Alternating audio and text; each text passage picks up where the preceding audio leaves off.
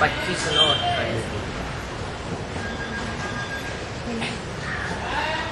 Heading दिया है, मीठे बच्चे तुम रुद्र ज्ञान यज्ञ में बैठे हो। इस ज्ञान यज्ञ में रुद्र ज्ञान यज्ञ, शिव ज्ञान यज्ञ नहीं, ब्रह्मा ज्ञान यज्ञ नहीं, रुद्र ज्ञान यज्ञ में बैठे हो। रुद्र शिव बाबा तुम्हें जो सुनाते हैं वो सुन करके फिर दूसरों को जरूर सुनाना है। रिकॉर्ड चला है, तुम्हारे बुलाने को जी चाहता है। ये कितना मीठा गीत है और कितना अर्थ सहित है। जो विशाल बुद्धि होंगे वो अच्छी रीति समझ सकेंगे। बुद्धि भी तो नंबरवार है ना, उत्तम बुद्धि, मध्यम बुद्धि, कनिष्ठ बुद्धि तो होते हैं। उत्तम बुद्धि वाले इसका अर्थ अच्छी रीति समझ सकते हैं। उत्तम बुद्धि कैसे मिलती है, मध्यम और कनिष्ठ बुद्धि कैसे मिलती है, उसका आधार क्या है? जन्म से बुद्धि तो सभी को मिलती है, फिर अंतर क्यों पड़ जाता है? क्योंकि मन बुद्धि में ही पूर्व जन्मों के संस्कार समाये हुए होते हैं।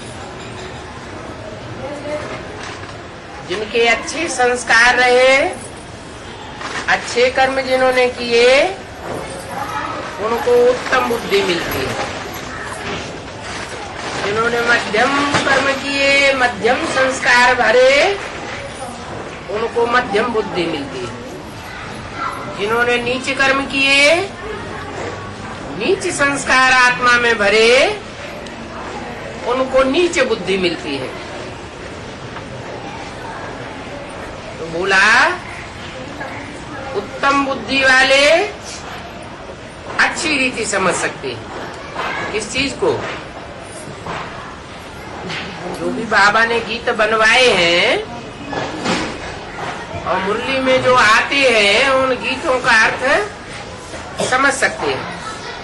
तुम्हारे बुलाने को जी चाहता है, ये कौन याद करते हैं? बच्चे तो याद करते हैं। तुम्हारे बुलाने को जी चाहता है, लेकिन कौन से बच्चे याद करते हैं? कौन बुलाते हैं? 500 करोड़ बुलाते हैं क्या?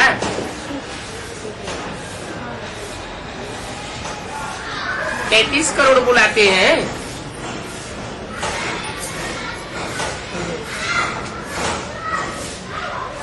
गांधी जी के जमाने में गांधी जी के साथ 40 करोड़ ने गुहार लगाई।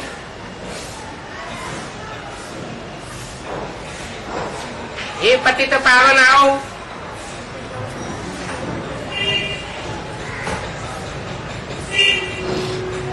तो गुहार सुन करके आए क्या? उसी टाइम तो कांग्रेस का जन्म हुआ था और उसी टाइम ये रूहानी कांग्रेस भी बनी।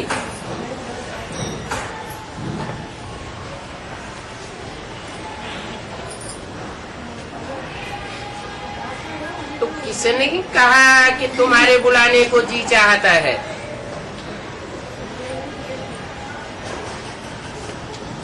वही कहते हैं जो पतित से पावन बनते हैं। पावन बने थे,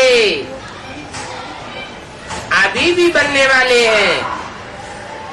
कल्प कल्प पतित से पावन बनते हैं। जो पतित से पावन बनते हैं उन्हीं का दिल करता है बुलाने का। जो पतित से पावन बनते नहीं वो बुलाते नहीं। क्या दूसरे धर्म वाले बुलाते हैं पतित पावन राम बाप को? नहीं बुलाते। नंबरवार बच्चे तो ढेर हैं जो ब्राह्मण बने हैं, जो देवता थे, और उसमें भी जिन्होंने पूरे 84 जन्म लिए हैं, उन्होंने ही जास्ती बुलाया। जिन्होंने पूरे 84 जन्म नहीं लिए, कम कलाओं वाले देवता बने, कच्चे देवता बने, उन्होंने उतना नहीं बुलाया। उतना पति से पावन बनते भी नहीं।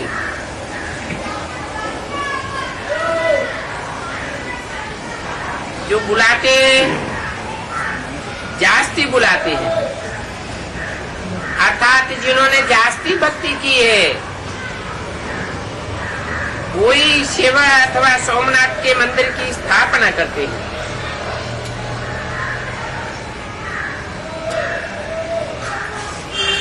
सिद्ध होता है हम जो पूज्य देवी देवता थे अभी पुजारी बने, बरोबर हम पूजी थे, फिर हम पुजारी बने तो सोमनाथ शिव की पूजा करते हैं।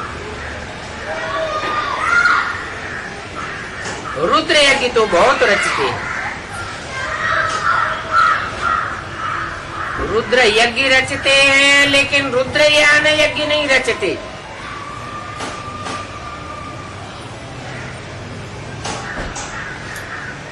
रुद्र ने क्या ज्ञान सुनाया सो कोई को पता ही नहीं। नाम रख देते हैं रुद्र यज्ञ। किस आधार पर नाम रखते हैं? काम किया, रुद्र ने कोई काम किया है संपन्न तो नाम रखा है रुद्र यज्ञ। अभी भी देखा जाए तो रुद्र यज्ञ रचते रहते हैं। तुम बहुत अच्छा समझा सकते हो। जो रुद्र यज्ञ रचते हैं उनको बता सकते हो कि रुद्र कौन है, किसका नाम रुद्र है।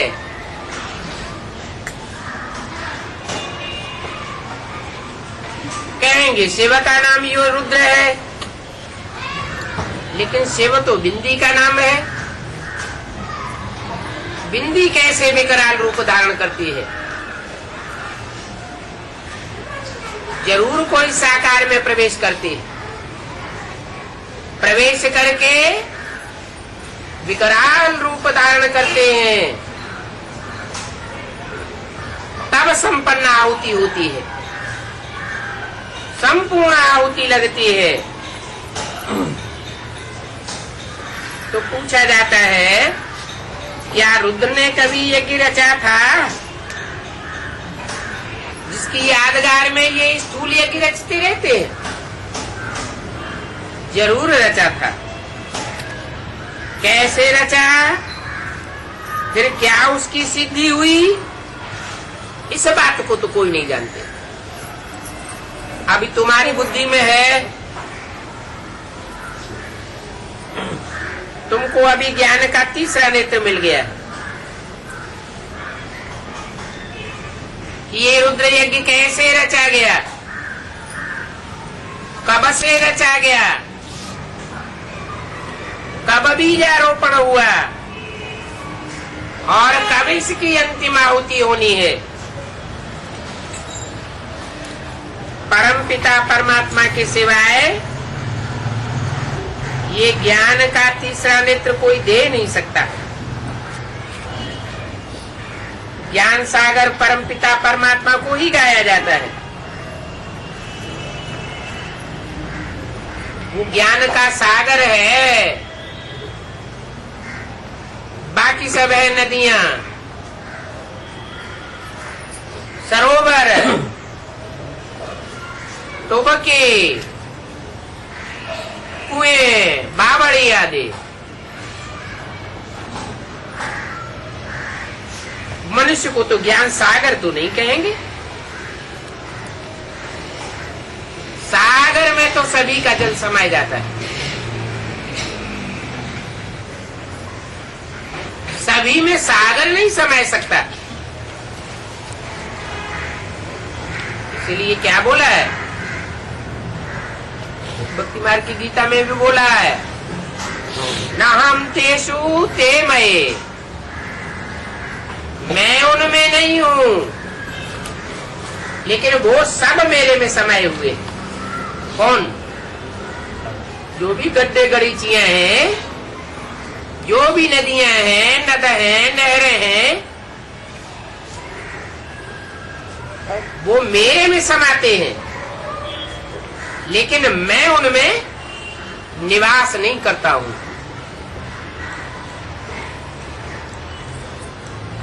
दुनिया क्या कहती है? मेरे में है, तेरे में है। बाप कहते हैं मैं सब में व्यापक नहीं होता हूं। सागर तो एक है, भले 7 सागरों के नाम रख दिए हैं, लेकिन टोटल मिला करके तो एक ही है। कोई मनुष्य को ज्ञान सागर नहीं कहा जा सकता। अभी तुम जानते हो हमको डाले का वर्षा मिल रहा है, बाप का वर्षा, चाचे का वर्षा, ताऊ का वर्षा नहीं मिल रहा है, दादे का वर्षा मिल रहा है, जिसको हम याद करते हैं कि बाबा आप आकर के अविनाशी ज्ञान रत्नों का दान करो। अविनाशी ज्ञान रत्न कैसे? क्योंकि यहाँ जो जितना ज्ञान रत्न धारण करता है वो जन्म जन्मांतर के लिए धनवान बन जाता है।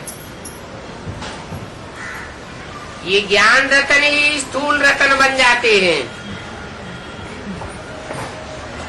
कम ज्ञान धारण करता है तो कम धनवान बनेगा,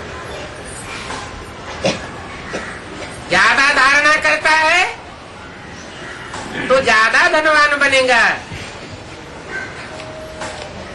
इसलिए अविनाशी ज्ञान रत्न कहे जाते हैं। 21 जन्मों तक तो हेल्थ किस आधार पर मिलती है? इन ज्ञान रत्नों के आधार पर ही मिलती है। जिसने पूरा ज्ञान रत्नों को धारण किया उसकी बुद्धि में पक्का बैठ जाता है कि हमको यही हेल्दी वेल्दी बनना है। भगवान का वर्षा है तो इसी जन्म में प्राप्त करना है। यहाँ जो प्राप्त करते हैं उनका मुकाबला अगले जन्मों में आने वाली आत्माएं नहीं कर सकती। वो जन्म जन्मांतर वो वर्षा चलता है, 21 जन्म तक तो चलता ही है, लेकिन 21 जन्मों के आधार पर वर्तमान पुरुषार्थ की प्रैक्टिस के आधार पर 63 जन्मों का भी हिसाब बन जाता है।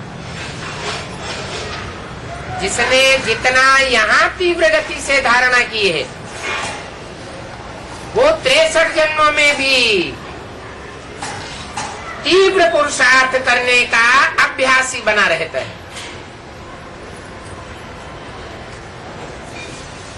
उनमें कोई कोई ऐसे भी हैं कि एक ही जन्म में रंक से राजा बन जाते हैं, सिपाही से सम्राट बन जाते हैं। तो कितने तीव्र पुरुषार्थी रहे होंगे। बोला ये अविनाशी ज्ञान रतन है, इनका विनाश नहीं होता। फिर हम भी दान लेकर के औरों को करेंगे, है तो बहुत सहज। सिर्फ याद दिलाएंगे कि तुम्हारे दो बाप हैं।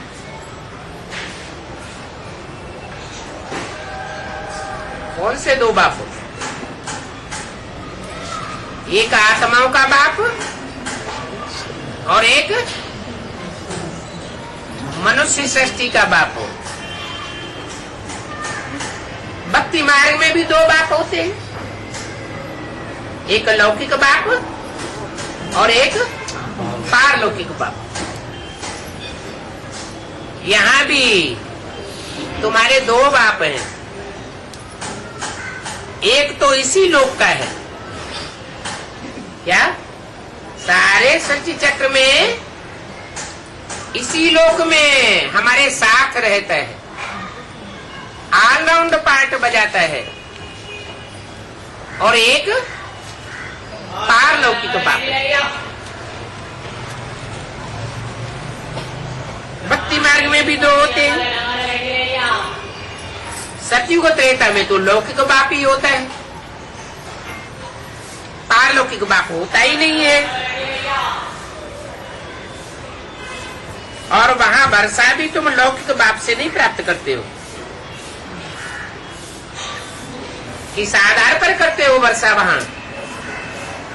वहां सतयुग त्रेता में वर्षा किस आधार पर मिलता है? लौकिक बाप के अनुसार तो मिलता नहीं। वर्तमान संगम युग के पुरुषार्थ के आधार पर 21 जन्म तक तुम वर्षा पाते रहते हो। यहाँ का वर्षा वहाँ काम आता है, तो तुम बच्चों का माथा फिर जाना चाहिए। क्यों? इस संगम युग की कितनी महिमा है, कितना महत्व है। एक जन्म का पुरुषार्थ और 21 जन्म की प्राप्ति होती है। फिर 21 जन्म तक कोई पुरुषार्थ नहीं करना पड़ेगा, और 21 जन्म के आधार पर 63 जन्मों का भी हिसाब किताब बन जाता है। 21 जन्मों में जिसने शुरुआत में बहुत प्राप्त किया, वो द्वापर के आदि में भी बहुत प्राप्ति करेगा। जिसने सतयुग त्रेता के अंत में प्राप्ति की, वो द्वापर कलयुग के अंत में भी बहुत प्राप्ति करेगा।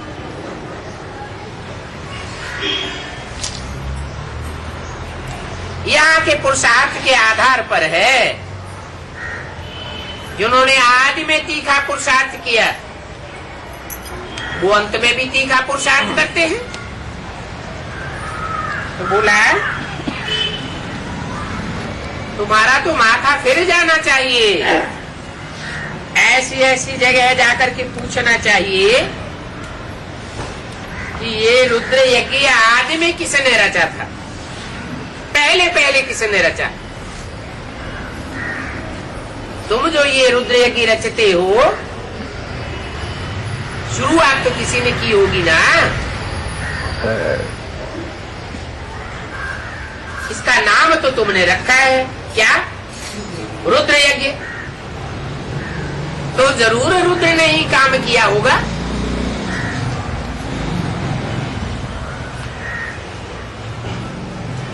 लेकिन आप यह नहीं जानते हो कि जिसने आदि में रुद्र यज्ञ रचा, वो सिर्फ रुद्र यज्ञ नहीं था। क्या था? रुद्र ज्ञान यज्ञ था। तुम तो मैटेरियल यज्ञ रचते हो। क्या? ब्राह्मणों की दुनिया में भी शूटिंग करते हैं मैटेरियल यज्ञ रचने की। कहाँ करते हैं? बेसिक नॉलेज में ज्ञान सुनाते हैं या मेटेरियल इकट्ठा करके यज्ञ रचते हैं? क्या करते हैं? मेटेरियल यज्ञ रचते हैं। धन के आधार पर सारा कारोबार चलता है, स्थूल धन। और यहाँ बाप ज्ञान यज्ञ रचते हैं। कागज के पत्तों को ज्ञान यज्ञ नहीं कहा जाता है। वो तो पत्ते छपाना, किताबें छपाना, चित्र छपाना, बांटना करना, ये तो एक धंधा है भक्ति मार्ग वाले ब्राह्मणों का, पेट पूजा के लिए। बाप ऐसा कोई धंधा नहीं कराते हैं कि किताबें छपाने से बीच में प्राप्ति होती रहे। नहीं कराते। एडवांस में चित्र नहीं छपाई जाते, किताबें नहीं छपाई जाती, छपाई जाती फिर पेट भरने के लिए। हाँ, ऐसा कंट्रोल रहता है कि किताबें बेच करके कोई बीच में पैसा न कमा पाए। क्यों? क्योंकि ईश्वरीय ज्ञान यज्ञ मुफ्त में मिलता है। ज्ञान यज्ञ से ये ज्ञान कोई पैसों से नहीं खरीदा जाता। ये तो अथाह सागर है, इसको सागर में इस ज्ञान को बांधा नहीं जा सकता। असल नाम है रुद्र ज्ञान यज्ञ। और रुद्र तो है निराकार है? शिव निराकार है या रुद्र निराकार है? शिव निराकार है, फिर रुद्र निराकार क्यों कह दिया? निराकारी तेज धारण करता है। पूछा, रुद्र तो निराकार है, फिर निराकार कैसे यज्ञ रचेगा? जरूर साकार में आकर निराकारी स्टेज धारण करता है। शरीर जरूर धारण करना पड़े। शास्त्रों में दक्ष प्रजापति का यज्ञ भी गाया जाता है। प्रजापिता नहीं कहते, क्या कहते हैं? दक्ष प्रजापति। ये शास्त्रों में प्रजापति क्यों है, जबकि यहाँ प्रजापिता ब्रह्मा कुमारी ईश्वरीय विश्वविद्यालय चल रहा है? ये पिता पति कैसे बन गया? पिता यज्ञ के आदि में था बीजारोपण करने वाला, वही दूसरा जन्म लेकर आता है और सारे विश्व का पति बनता है, रक्षक बनता है। तो बोला शास्त्रों में भी दक्ष प्रजापति गाया हुआ है, प्रजापिता नहीं गाया हुआ। क्यों? क्योंकि प्रजापिता ब्रह्मा कुमारी के द्वारा जो कार्य हुआ वो सब अधूरा रह गया, और प्रजापति के द्वारा जो कार्य संपन्न हुआ वो गाया जाता है। अधूरे का गायन नहीं होता, पूजन नहीं होता, चित्र नहीं बनते, मूर्तियां नहीं बनती, मंदिर नहीं बनते। ब्रह्मा के मंदिर है क्या? मंदिर नहीं है, मूर्तियां नहीं है, सिर्फ चित्रों में गायन है। जो कार्य संपन्न करता है उसका पूजन होता है।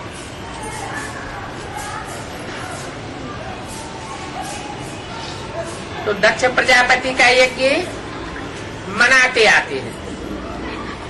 दिखाते हैं दक्ष प्रजापति यज्ञ में अश्व को स्वाहा करते हैं, घोड़े को टुकड़े टुकड़े करके जलाते हैं। कौन सा घोड़ा? ये मन रूपी घोड़ा जो है, जो छलांगे मारता रहता है। बुद्धि की लगाम थोड़ी ढीली हुई और घोड़ा कहाँ का कहाँ गड्ढे में ले जाता है। तो बोला इस घोड़े को जो कंट्रोल से बाहर रहता है, उसको टुकड़े टुकड़े करके काट काट के यज्ञ में स्वाहा करते हैं। माने मन को योगाग्नि में खलास कर देते हैं। ये मन रूपी घोड़ा है, कंट्रोल से बाहर रहने वाला है।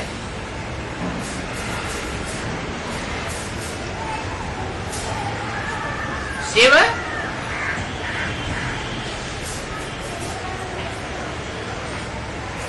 और प्रजापिता। प्रजापिता जिसको कहा गया, उसमें मन है या नहीं है? है? मन है। और शिव? शिव जो सदा शिव कहा जाता है, उस आत्मा में मन है या नहीं है? वो बुद्धिमानों की बुद्धि है, उसको सोचने की दरकार नहीं है, असोचता है, अचिंत्य है। उसको चिंतन करने की, मनन करने की, मंथन करने की दरकार नहीं है। तो जिसमें मन रूपी घोड़ा कुलाचे मारता है, उसको कंट्रोल करने की बात है। कंट्रोल नहीं होता है तो क्या करते हैं? योगाग्नि में स्वाहा कर देते हैं, टुकड़े टुकड़े करके स्वाहा करते हैं। कहाँ की बात है? ज्ञान यज्ञ की बात है। रावण को भी क्या करते हैं? उसकी हड्डियां भी स्वाहा कर देते हैं। दिखाते हैं दक्ष प्रजापति यज्ञ में अश्व को स्वाहा करते थे, उनको दक्ष प्रजापति यज्ञ कहते हैं। दक्ष माने है? दक्ष माने ट्रेंड, निपुण, दीक्षित, प्रवीण। ट्रेनिंग दी जाती है ना, तो जिनको ट्रेनिंग मिल जाती है उनको कहते हैं ट्रेंड। तो दक्ष प्रजापति किस बात में ट्रेंड? ज्ञान यज्ञ रचने में ट्रेंड है। तो बोला ये बातें तुम अभी जानते हो क्या? बेसिक नॉलेज में थे, छोटे बच्चे बेबी बुद्धि थे, तब नहीं जानते थे। अभी ये बातें जानते हो। तो वहां लिखना चाहिए ये कौन सा यज्ञ है? बड़ा भवके से यज्ञ करते हैं क्या? कौन सा यज्ञ? जो ज्ञान यज्ञ है वो दक्ष प्रजापति के द्वारा बड़े भवके से किया जाता है।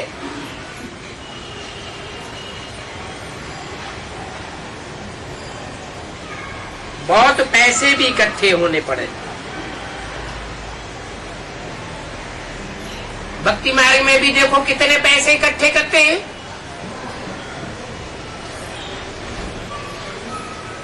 भक्ति मार्ग में जो बड़े बड़े आदमी होते हैं वो रुद्र यज्ञ में बहुत दान करते हैं। वो स्थूल दुनिया की नजरों के हिसाब से बड़े आदमी होते हैं। और यहाँ कौन से बड़े आदमी हैं? जो रुद्र यज्ञ में तन मन धन समय संपर्क संबंध साथ स्वाहा करते हैं, वो बड़े आदमी। माना कोई जरूरी नहीं है कि करोड़पति हो तो वो बड़ा आदमी है, अरबपति हो तो बड़ा आदमी है। नहीं, जो सारे दिन में 50 रुपया कमाता है वो 50 रुपए में से 40 भी स्वाहा कर देता है, और जो लाख कमाता है, बारी न्यारे करता है रोज, और उसमें से आधा 50 यज्ञ में दान कर देता है, तो कौन फायदे में हुआ? रेशो किसका ज्यादा हुआ? गरीब आदमी का रेशो ज्यादा हो जाता है, क्योंकि बाप परसेंटेज के हिसाब से देखते हैं। मेहनत की कमाई किसकी है?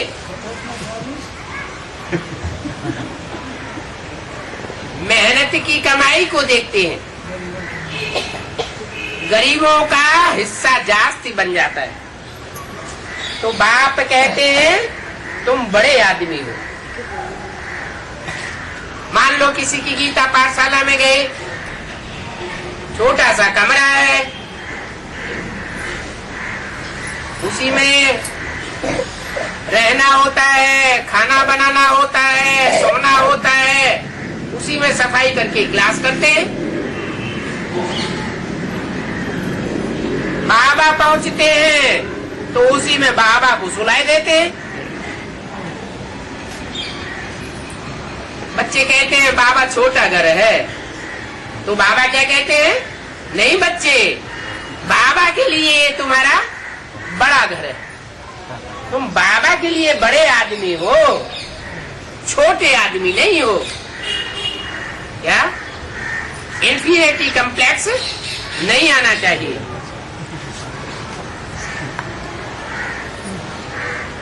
कोई 100 निकालते हैं भक्ति मार्ग में, कोई 500 निकालते हैं। इस रुद्र ज्ञान यज्ञ में तुम सारा ही स्वाहा हो जाते हो।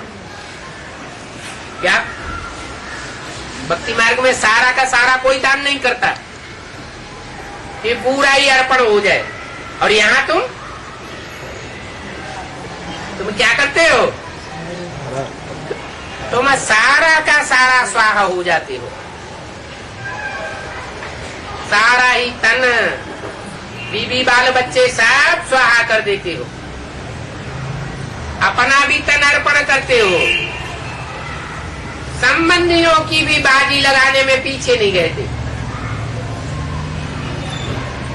जो भी संपर्क में आते हैं सब की बाजी लगाते हैं।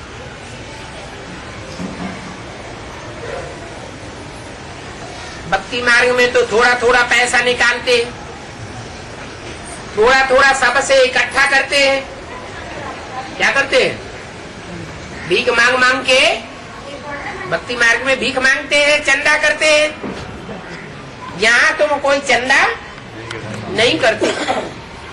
इसका फाउंडेशन कौन डालते हैं? भीख मांगने का, चंदा आदि करने का फाउंडेशन कौन डालते हैं? तुम 5000 दो, 1-1 रुपया हर एक को डालना है। बेसिक में जो छोटे छोटे बच्चे हैं वो भक्ति मार्ग का फाउंडेशन डाल रहे हैं, और तुम कोई से भीख नहीं मांगते हो। तुम कोई से चंदा इकट्ठा नहीं करते हो। करते हो क्या? अगर इकट्ठा करते हैं तो वो भी दूसरे धर्म के बीज रूप आत्मा साबित हो जाएंगे। उनको भी भक्ति मार्ग में जाना पड़ेगा। 84 जन्म की प्रारब्ध लेने वाले नहीं बन सकेंगे। तो भक्ति मार्ग में थोड़ा थोड़ा पैसा इकट्ठा करते हैं, चंदा करते हैं, भीख मांगते हैं, फिर ब्राह्मण को दक्षिणा मिलती है।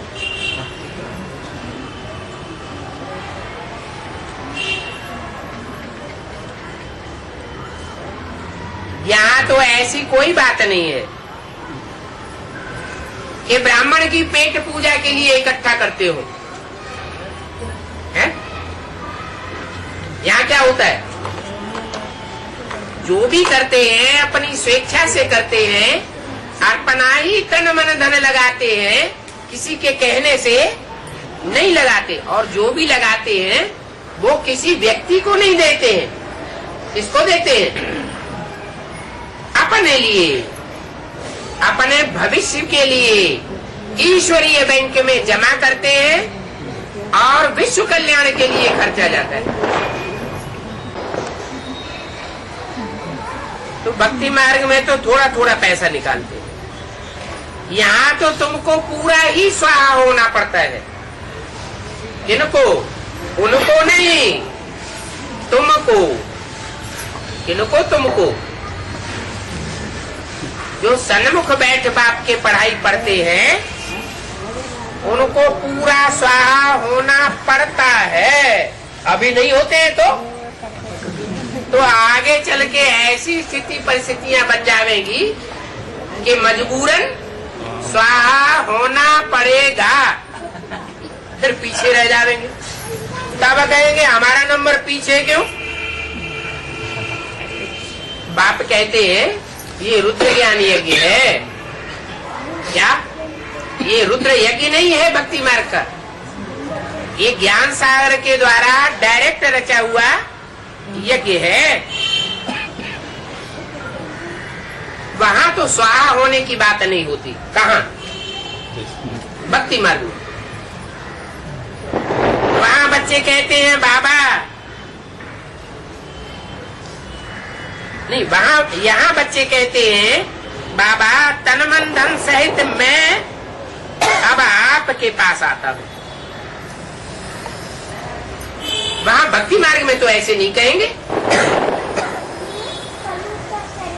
कि तन की शक्ति के सहित भी बालों बच्चों की शक्ति, मेरे तन की शक्ति, जो भी तन की शक्ति है उसके साथ में यज्ञ में आता हूँ। वहां भक्ति मार्ग में कहेंगे? है ही नहीं सामने, कहेंगे किससे? और यहाँ तो तुम तो कहते हो क्या बाबा मैं तन मन धन जो भी है उस पूरी पावर के साथ मैं आपके पास आता हूँ। वहां ऐसे नहीं करेंगे। आहुति में कभी ऐसे नहीं डालेंगे। कैसे? कि तन मन धन सब स्वाहा। क्या करते हैं? दिखावा कर देते हैं। थोड़ा सा घी, थोड़ा सा अनाज, थोड़ा सा ये, थोड़ा सा वो, तिल, वो सारा इकट्ठा करके थोड़ा सा डालेंगे, थोड़ा थोड़ा करके डालेंगे। और यहाँ तो तुम पूरा ही तन मन धन प्रैक्टिकल में अर्पण करते हो। जब यज्ञ पूरा होता है भक्ति मार्ग में तो सारा इकट्ठा करेंगे और आखिरी आहुति शंकर जी को डालेंगे। वहां तो सिर्फ दिखावा करते हैं, पूरा डालते नहीं है। इसका फाउंडेशन कौन डालते हैं? जो भी बेसिक में चल रहे हैं, चंद्रवंशी, इस्लामी, बौद्धि, क्रिश्चियन धर्म में जो कन्वर्ट हुए थे, जो अभी कच्चे ब्राह्मण बन गए हैं, वे भी बुद्धि बन करके पढ़ाई पढ़ रहे हैं। वो अभी पूरा अर्पण नहीं करते, दूसरों से भी चंदा लेकर के अपने पास इकट्ठा कर लेते हैं। दूसरों की बीवी बाल बच्चे भी अपने मुट्ठी में करके उनको अपने कंट्रोल में चलाते हैं, बाप को नहीं सौंपते। फिर अंत में क्या करेंगे? अंत में क्या करेंगे? जब देखेंगे अरे सच्चा तो वो ही है, तो सारा इकट्ठा करके सब स्वाहा कर देंगे। ये भक्ति मार्ग की रस्म रिवाज का फाउंडेशन सारा यहाँ पड़ता है।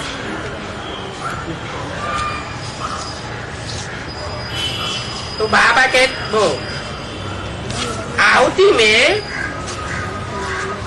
कभी ऐसे नहीं डालेंगे कि बाबा तन मन धन सब तेरा। आरती आदि होगी, जब आरती आदि करेंगे तो चंदा चीरा करेंगे। क्या आरती घुमाते हैं, और आरती घुमा के क्या करते हैं? सबके सामने थाली ले जाते हैं। तो सबसे चंदा मांगा जाता है, कुछ न कुछ थाली में दान करो।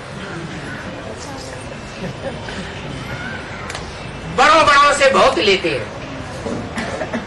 क्या आरती करेंगे तो बड़ों बड़ों के सामने खास जावेंगे। इसका फाउंडेशन कहाँ पड़ता है? जो भी बड़े बड़े हैं धनवान लोग, उनकी जास्ती आरती चिरौरी होती है। तुम बच्चे जानते हो कि इस रुद्र ज्ञान यज्ञ से ही विनाश ज्वाला प्रज्वलित हुई है।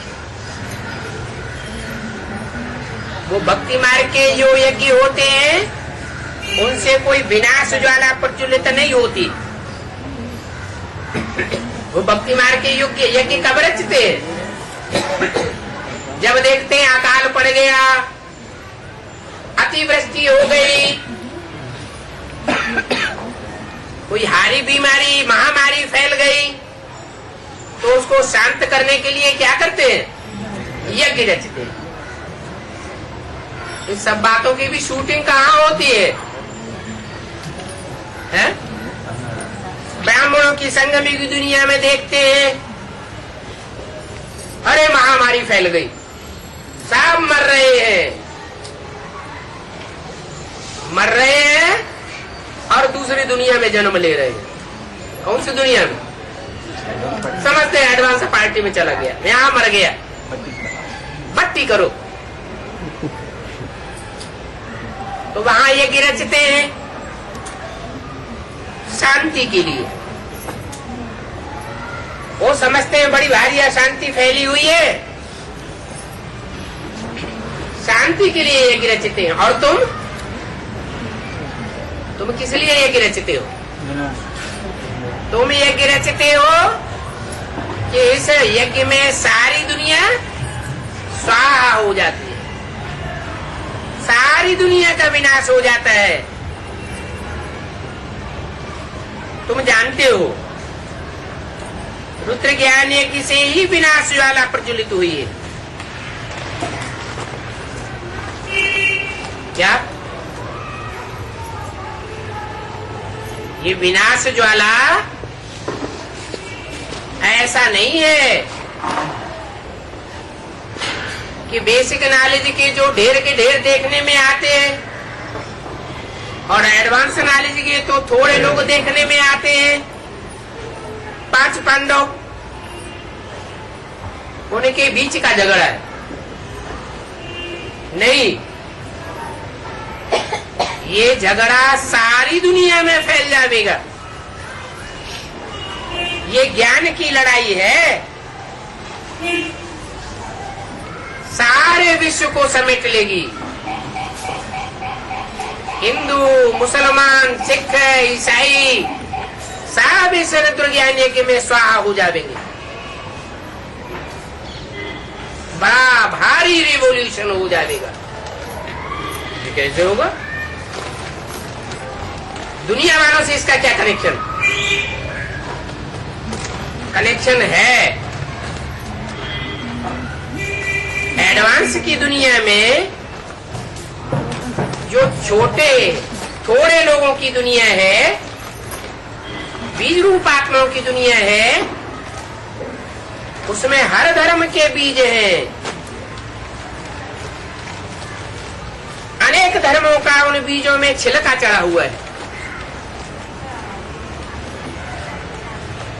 तो जो दूसरे धर्म के बीज हैं वो बेसिक वालों से जाकर के मिल जाएंगे। क्या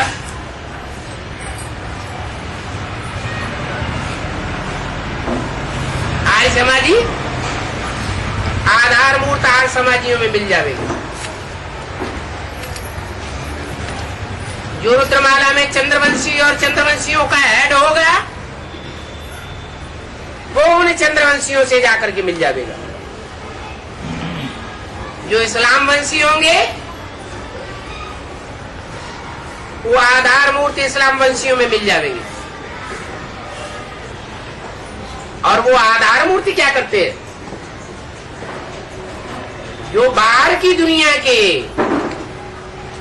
इस्लामी हैं वो इस्लामियों में मिल जाएंगे। क्रिश्चियन से में मिल जाएंगे। जो सन्यासी हैं वो बड़े बड़े सन्यासियों का आधार ले लेंगे, दुनियावी सन्यासियों का। तो एडवांस की नॉलेज आधार मूर्तों में पहुंचेगी। जरूर ऐसा करने वाले अधूरा ज्ञान उठाने वाले हैं, असल सूर्यवंशी नहीं होंगे तो इधर की बात उधर डालेंगे और वो इधर की बात दुनिया वालों में डालेंगे। ऐसे लड़ाई बड़ा रूप धारण कर जाएगी। इसलिए बोला, क्या बोला? तुमको भी स्वाहा होना पड़ता है। क्या उनके लिए नहीं कहा कि वो पूरे स्वाहा होते हैं तन मन धन सहित, लेकिन तुमको स्वाहा होना पड़ता है।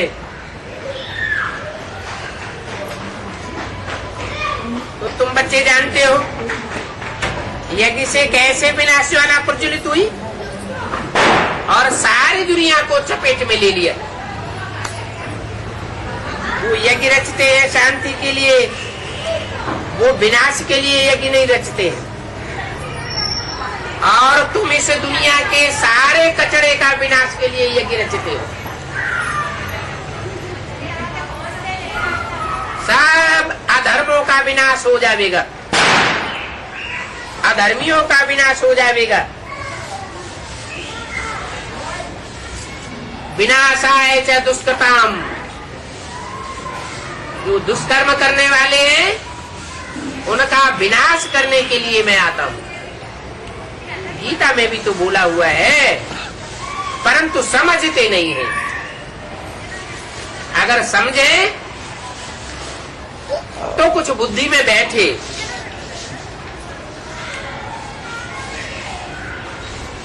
वहां देखो शांति का कितना आवाज करते हैं। विश्व शांति यज्ञ रचते हैं, विश्व शांति सम्मेलन करते हैं बाहर की दुनिया में, भक्ति मार्ग में। उसकी शूटिंग कहाँ होती है? उसकी शूटिंग भी यहाँ बेसिक में होती है। कितनी कॉन्फ्रेंस करते रहते हैं, रिजल्ट कुछ भी नहीं निकलता। सब धर्म वालों का आवाहन करेंगे, सब आकर के अपनी ट्रा करके चले जाएंगे। फैसला करने वाला कोई नहीं। राइट क्या है, रॉन्ग क्या है, वो तुम बच्चे समझते हो। आवाज शांति के लिए कितना करते हैं। विश्व शांति कॉन्फ्रेंस करेंगे, विश्व में शांति कैसे हो, अखबार भर जाएंगे, रेडियो में से आवाज निकलेगी चारों तरफ। टीवी चैनल्स में से आवाज निकलेगी, कितना बड़ा आवाज कर देते हैं। शांति तो सारी दुनिया में चाहिए ना, लेकिन एक जगह कॉन्फ्रेंस करने से शांति हो जाएगी, ऐसे तो हो नहीं सकता। परमात्मा ही शांति का सागर है, वो सब आत्माओं का बाप है। तुम बच्चों को अर्थ समझाया जाता है, अखबार पढ़ते हो तो ख्याल चलना चाहिए कि कैसे ये सब बातें हम सबको समझावे।